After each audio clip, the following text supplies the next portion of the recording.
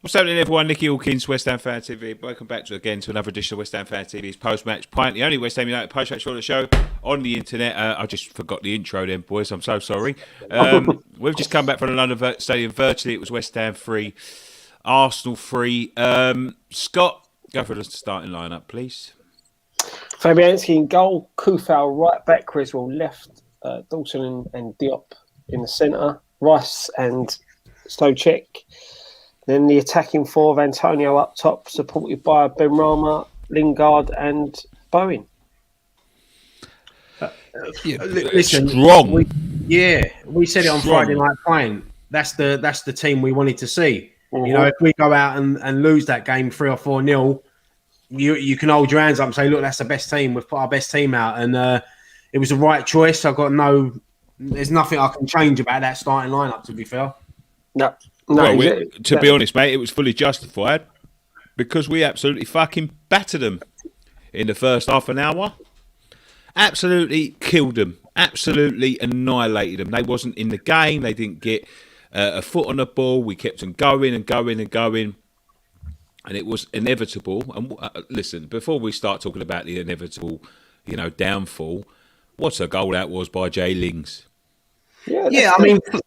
First 10 minutes, I thought it was sort of an even game, really. I mean, both teams trying to work each other out in the first 10 minutes. And then once we got that first goal, I mean, as you said, what a strike by Jesse Lingard. Mm-hmm.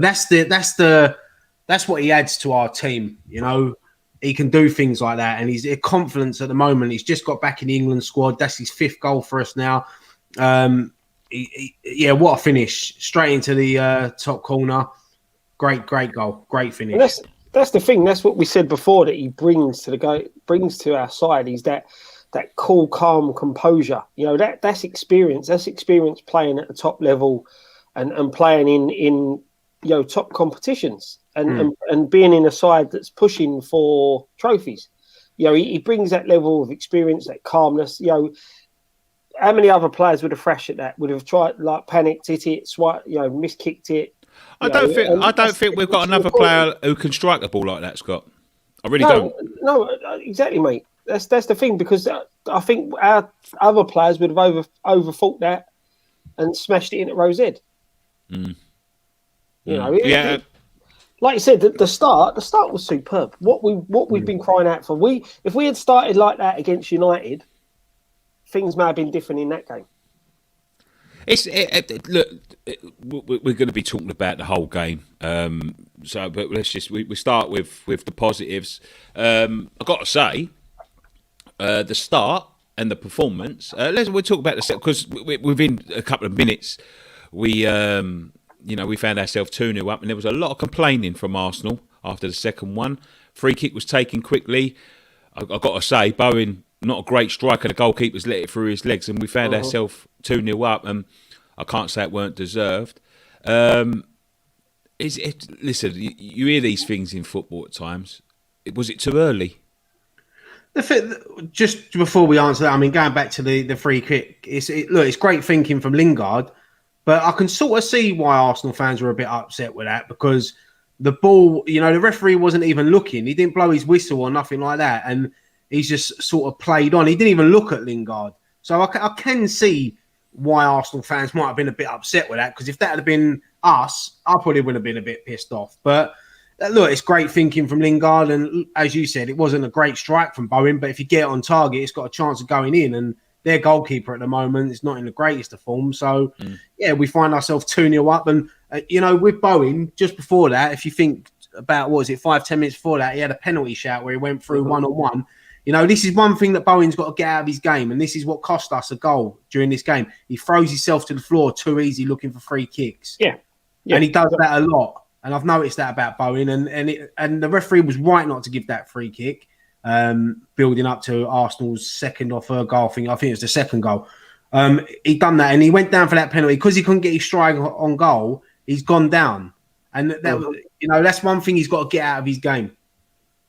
No, you are right in that. And I said, when you look at the free kick that Lingard took, no Arsenal player stood on the ball. No Arsenal player asked for the 10 yards.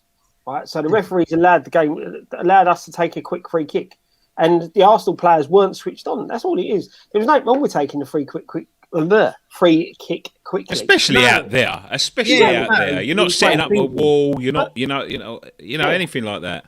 But it was great thinking from Lingard. And as well, you got to give Bowen credit, because watch it back in slow motion, and you see Bowen just gesture to Lingard, like to say, "I'll have it," and then Lingard has said, when you watch Redknapp when he was doing his analysis of the goal, you see Lingard, he strolls to the ball, he waits for the ball to stop, he looks at Bowen gives him the signal, and they play it, and it was piss poor goalkeeping. If you're a goalkeeper getting beaten like that, you want to really be having a look at yourself. But like they said, how many of them Arsenal players turn their back to the ball? You know what it's like when you play Sunday football. Never turn your back. You never turn your back.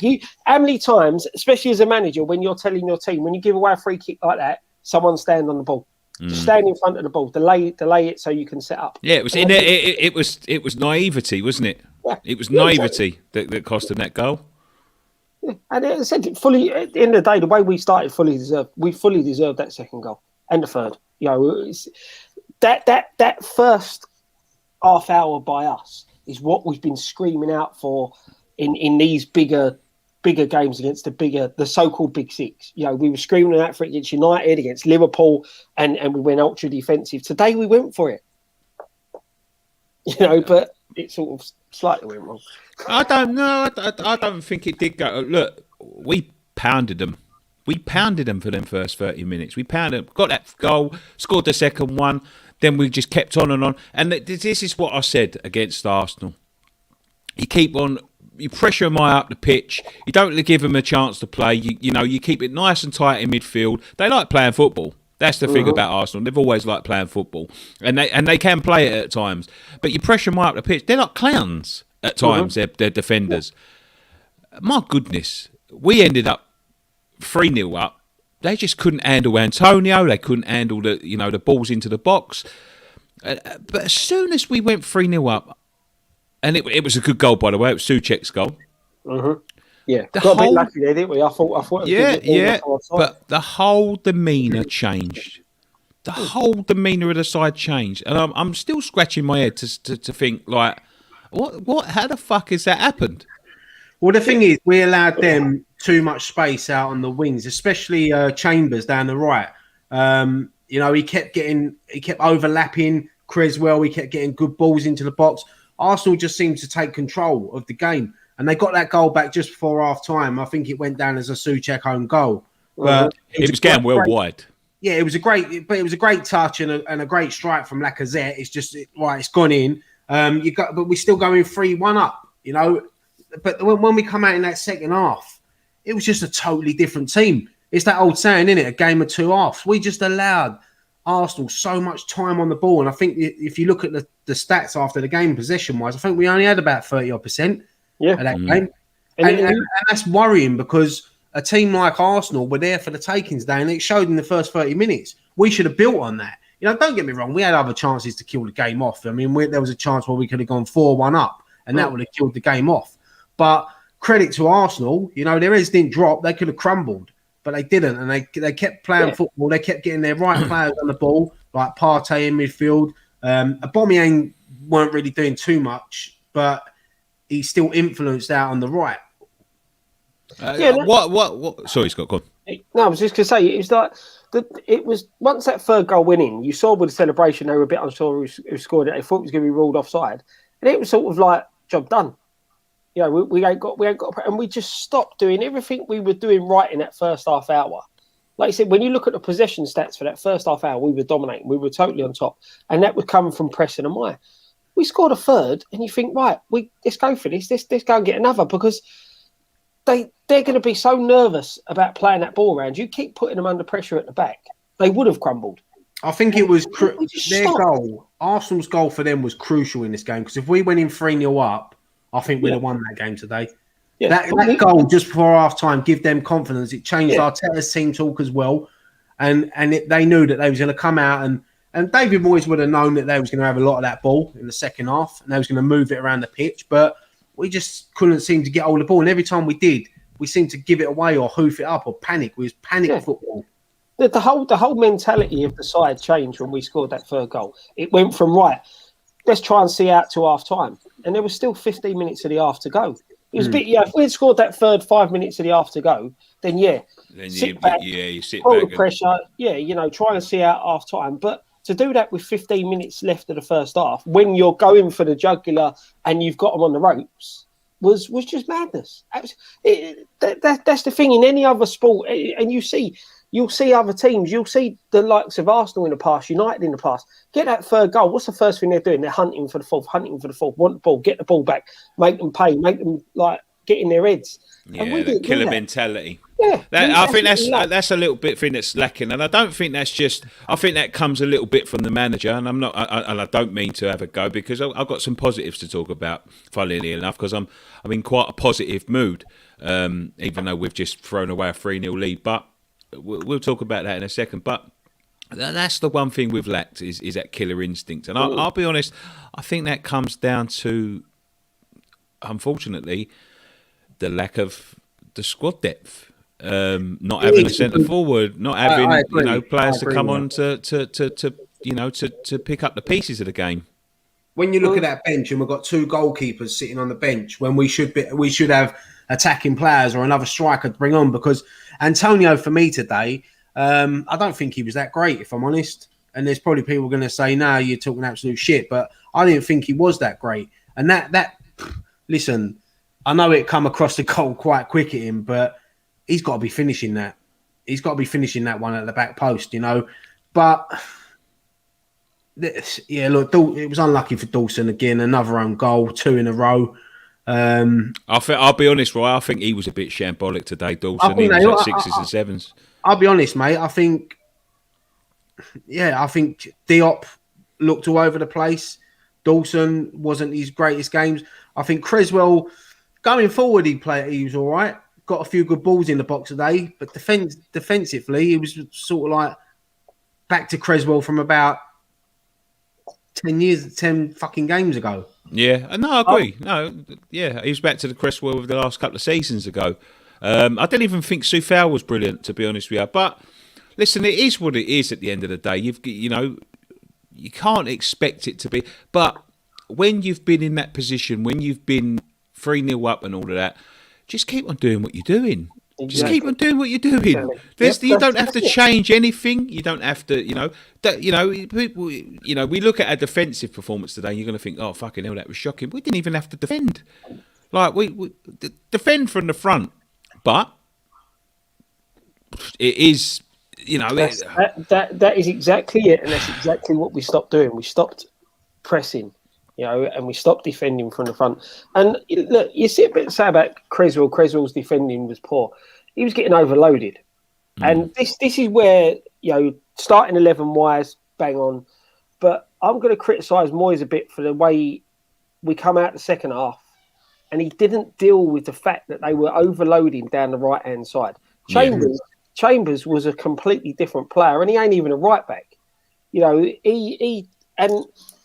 What Moyes got wrong, Ben Rama needed to come off a hell of a lot earlier than what he did. What he should have done was took Ben Rama off and put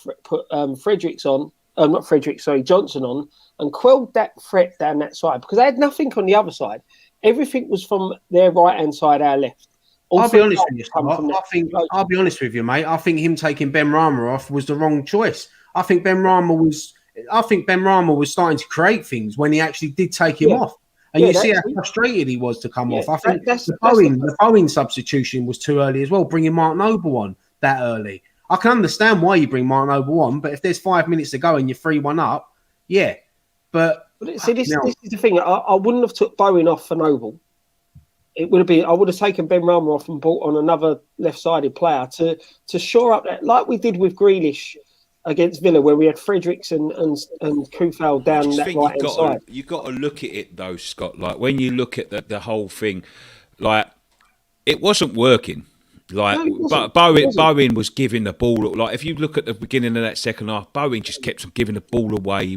There was mistakes being made all over the place, and I did think we needed a change. It wasn't I don't think it was the right change. But when you look at bench and you look, what's he going to do? Bring David Martin on? Odebeku? Yeah, there's nothing there. There's nothing there. And I think that's, that's why I don't think we'll go. We're going to start to fall off a little bit. And I don't think we're going to fall out, right down the league like a lot of people are saying. And I think that this break now is coming at the right time. Because I think it gives us a chance to sort of recuperate, gives us a chance to try and get players that we're missing back, the likes of Masuaku and Ogbonna, getting them closer to fitness and all that. But Lanzini was there, of course. I could see Lanzini was there, but I just think it was like the Noble substitution was baffling. Yeah, baffling. But I see what he done there, because when you look back at the game, Lacazette was dropping off the forwards, dropping deep, a bit like Kane did when we conceded the 3 early goals against Tottenham. He was dropping deep, and obviously Diop was following him, and it was leaving space. And then you had is it the Norwegian lad they had in the middle? Yeah, Odegaard. Because of Lacazette's movement, it opened up so much space for him, and I see why he brought Noble on to try and tighten that centre up. But I think Lanzini brings a lot of. Lanzini he can be a workhorse in the middle. He's done that job before, and I think he should have come on. He would have had a little bit more energy about it. Noble just don't cut it. It's simple as that. I'll be honest. When we was 3-1 up and Arsenal were on top, our mate switched tactics and brought Balbuena on, played the back three, and switched to having Creswell out as left wing back. To shore it up a bit. That was an option there, but obviously he didn't do that, and he made the Noble substitution, and it was the wrong decision. We all know that. So Moyes has got to take a bit of criticism with that, but it's disappointing. But it shows how far we've come as fans in the football club, that we're frustrated with drawing home to Arsenal. We're still 5th in the league. We're still in the hunt. There's 9 games to go now. It's in our hands. What I would like a lot of people to do tonight, and I'll beg you this, because I know that there's going to be meltdowns and all of this, and like I even said to Dan during the watch along, like obviously that watch along is probably going to get clipped up because we were so over the moon. We're going 3-0 up. We wanted blood. We could smell blood and all that, and then we. I'm not going to say we bottled it, but we lost the game. We lost control of the game. We was lucky in the end not to lose it. But I just want to let's have a little bit of reflection. I'm gonna.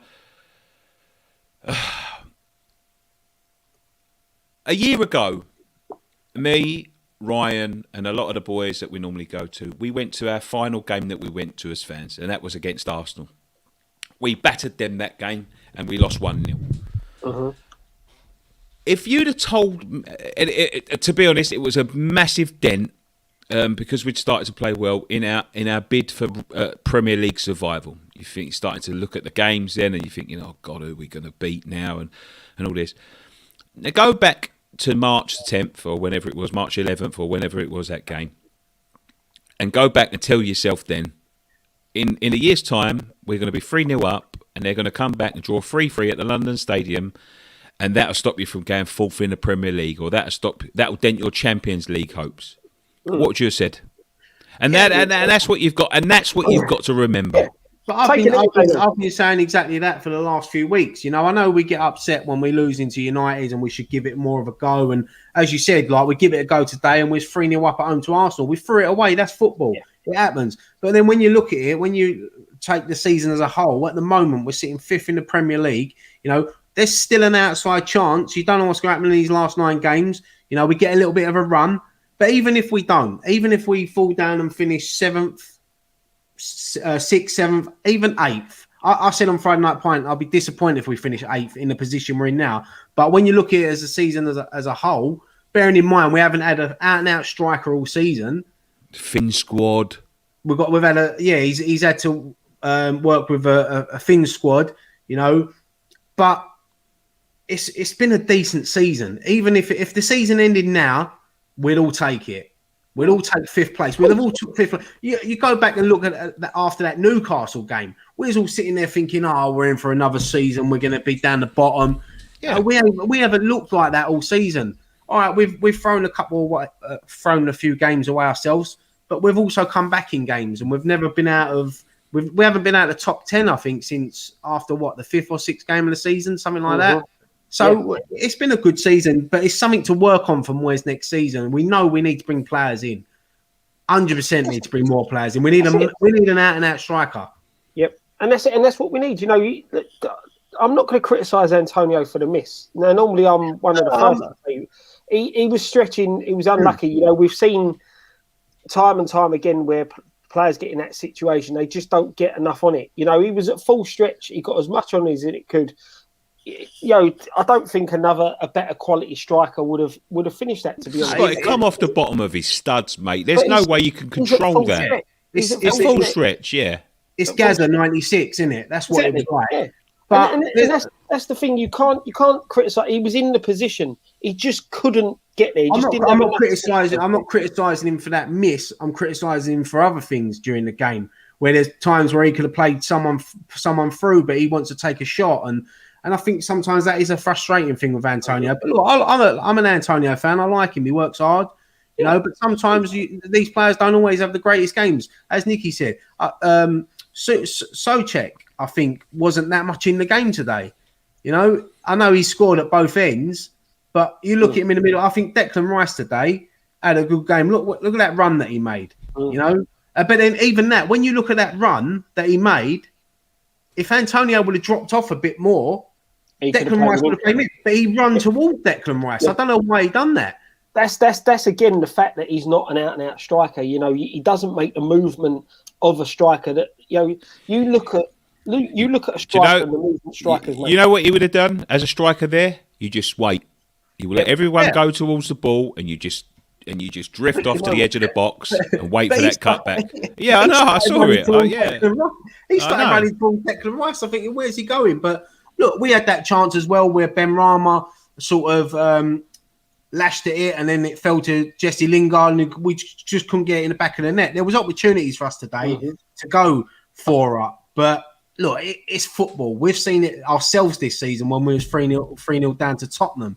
You know, and you can come back. It happens in football. So for us to sit here and we're frustrated getting a point, over the years, you know, we'd have loved a point at home against Arsenal. But when you find yourself 3-0 up and you chuck the game away, I think the last time we done that was when we lost to Wimbledon when we was 3-0 up and ended up losing 4-3. No, when at Man United, when Rooney scored that trick, we were 2-0 up. It was 2-0 up. Yeah, that weren't 3-0 score. No, sorry, yeah. But that's the thing. It's not we've been 2-0 up loads of times and chucked it away. Yeah.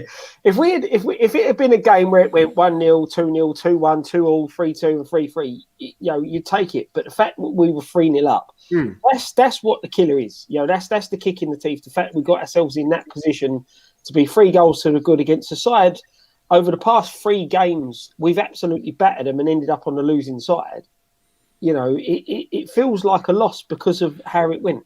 That first 30 minutes, I'm going to say this now, that first 30 minutes, that was as good as we played all season. Yes. It was a joy. And that's, I think someone said this earlier, it could be the start. I think it was one of the fan camps. This could be the start of something because that front 3 were fucking lightning. And even I know you said Ray wasn't great all game and all that. That first 20 minutes, they couldn't handle him, Antonio. He was playing really well. Not a lot of teams can. No. But I'm not overly criticising him. I just think sometimes he's a decision making, but that's not his fault. He's not an out and out striker, is he? So, I mean, look at the time where he had it on the edge of the box, and I think it was Lingard he could have played in. And what he do? He smashes it over. Yeah, and you know, it's sometimes it's them decisions that. But look. That's the thing is, right? You say when you look at the 3 that play behind him, I think the fact that he benefits from that 3 coming forward with him because defenders, the movement of Benrahma, Lingard and Bowen causes them defenders problems, which then the centre-halves are sitting there thinking, fuck, what am I going to do? I've got Antonio, who's I know has got a bit of pace. I can't let him get beyond me, but you've got these geezers running towards us as well. And the way we press high and attack with them 3 and then Antonio in front of him, it creates more space for Antonio because them 3 are there because they know that you've got Bowen who's going to keep running and running. You've got Lingard and Benrahma who are packed full of skill and trickery and pace. So helps Antonio's game. When we sit off, and them three then drop deeper and deeper back, Antonio's isolated, which then makes it easy for the two centre-halves to mark him because one picks him up, the other one just plays spare. It makes life easy. When you've got Lingard and Ben Rama pressing with him, they can't handle it. And that's what you saw the difference in when we stopped pressing, stopped playing higher up the pitch. That's the difference you saw because the gap between them three and Antonio just got bigger and bigger and bigger, and it benefited Arsenal. Arsenal just exploited the space then. Yeah, listen, I'm disappointed. I'm as disappointed as anyone, but you know there are positives to take out of that game. We was brilliant. We was brilliant for 30 minutes, and if we play like that against Wolves and Newcastle and them teams, we'll still be picking up them points. We're 2 points behind Chelsea. Same games played. We've still got to play Chelsea. We've got Leicester. The week after we got Wolves. You know, make sure you get the points on the board. We're still within our hands. It's still within our hands. I'm still confident that we can pick up as many points as we can. But listen, I've said this for weeks and weeks and weeks. I'm not expecting anything. No. I'm just, and how. I mean, you see the Arsenal fans and the Tottenham fans that were trolling us, Tottenham fans calling us bottlers. I mean, fuck me. You couldn't make it up. You couldn't make it up. I've never seen it. I've never known audacity like it. I think I tweeted it out after the game. We Spursed it up today, so that just says it all, really, doesn't it? The thing is, look, there's a lot of positives to take from today, but there's some negatives to take as well. And as you said, it's probably come at the right time now that it's in international break. Hopefully, we can get the players that are going away of international duty.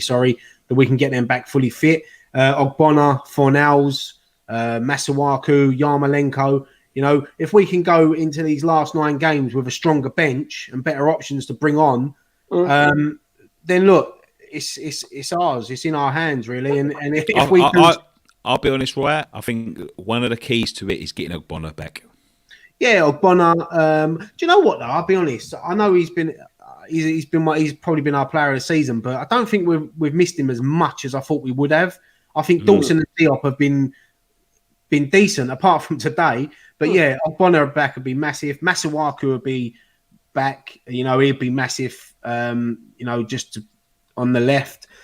Yarmolenko, as I said, Fornals, who was a big miss today because you know what he's like. It'd have been perfect to bring on Fornals today. Yeah, on that left. We needed it. On the left, yeah. Needed someone like a Fornals just to give you that little bit of work rate. But yeah, look, it's disappointing, you know. But funny thing is, we said, didn't we, before the game that this could be a game where it's 4-4. Yeah, so I was thinking that because I was literally on the phone to you and I said this could be a 3-0 or a 4-4 today because they're shaky at the back. But and what did I say about Lacazette on Friday night? Yeah. He always does it against us. He always plays well. Funny, mate. I'm going to go back to the Spurs fans' comment because it's a funny old game, football, because we ain't their rivals. Arsenal are apparently their rivals, but they're coming in celebrating Arsenal's equaliser. So who's the rivals? Yeah, exactly, mate. This is it. As we've said many a time, you know, they keep banging on when we play them cup final, this cup final, that. It's their cup final. I've got to say this as well. Jesus! FA Cup semi-final draw: Leicester versus Southampton and City versus Chelsea. That's a big one. Yeah, Leicester beat Manchester United, by the way, Roy. I don't know whether you know. They had a right curtain by the looks of it. I've got to say this before we go, and I don't really want to give him too much of a thingy, but the refereeing decisions in the second half are going to be spoke about. Unfortunately, Jonathan Moss. We might as well have had Jonathan Ross referee in that game because he wouldn't have been no fucking different. He's a comedian. You're right, mate. It was awful. Some of them decisions, it was like he wanted to give the way like. Who was it? I can't fucking remember now. But someone got snapped, and he just like said play on, and then 2 seconds later, an Arsenal player got a little touch, and he gave a free kick and a yellow card. And that was a foul.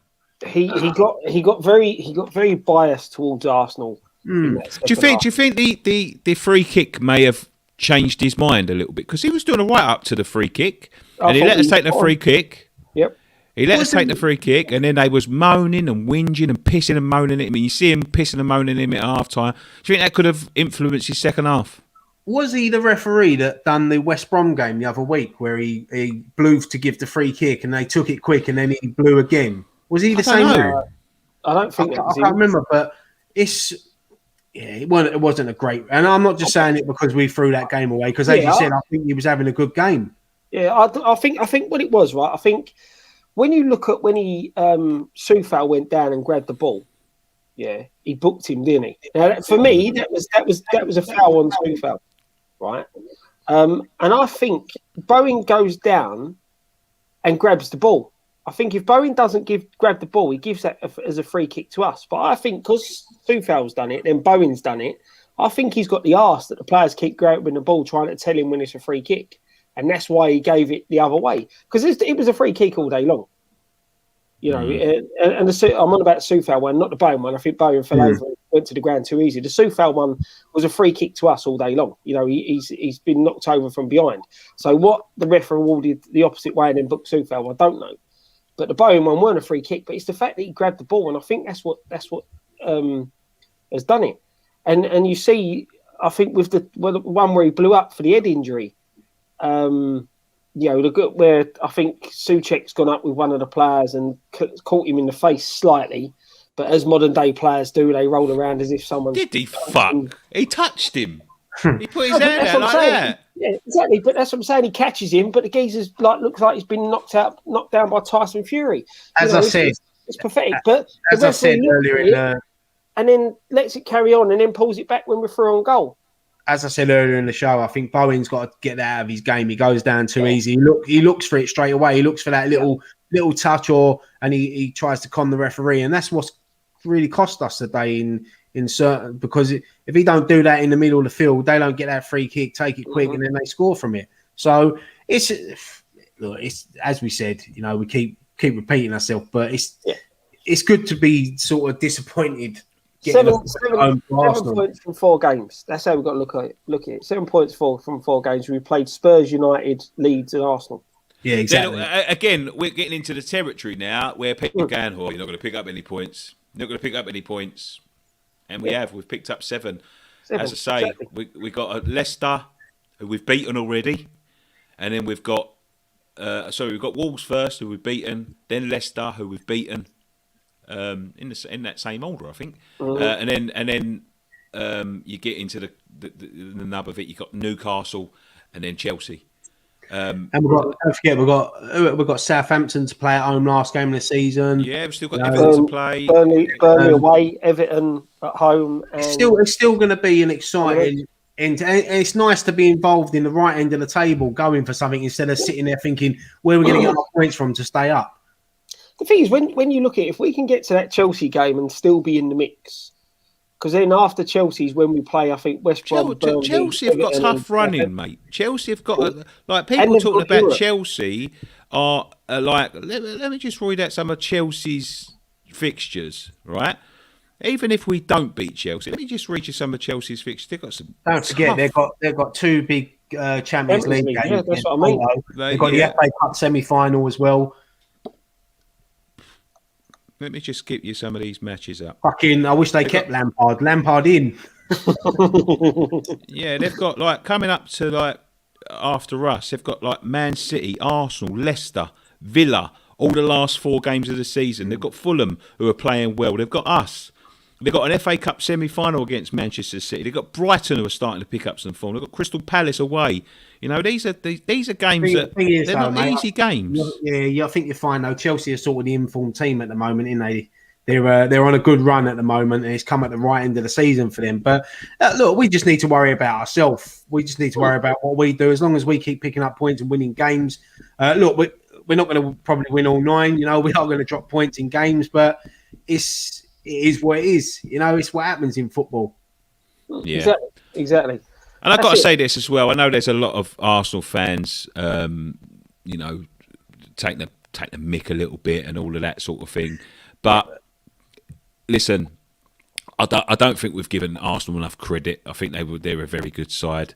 Here they are. Look, let me just put this. I know we don't normally look at the comments, but here we go.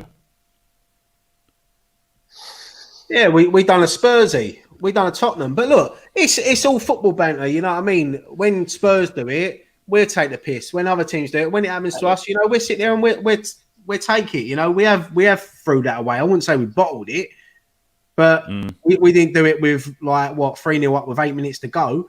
We didn't bottle it that way, but you know what I mean. It's football at the end of the day. That's what happens. But we still got a point. We're still 5th in the league. It is what it is. Should we leave it there, boys? Are you ready to leave it there? Yeah, we covered all the game, and it's just one of them. I must admit, I was really angry after the game and calmed down a lot. Well, so. You say we covered all the game. We didn't mention Lacazette's equaliser. I think we tried to swerve that one. I think the commentator, Jamie Carragher said it. I think the most running that Aubameyang done today was celebrating Lacazette's goal because they just took him off, didn't they? Which, when I see him, I was surprised that they took him off.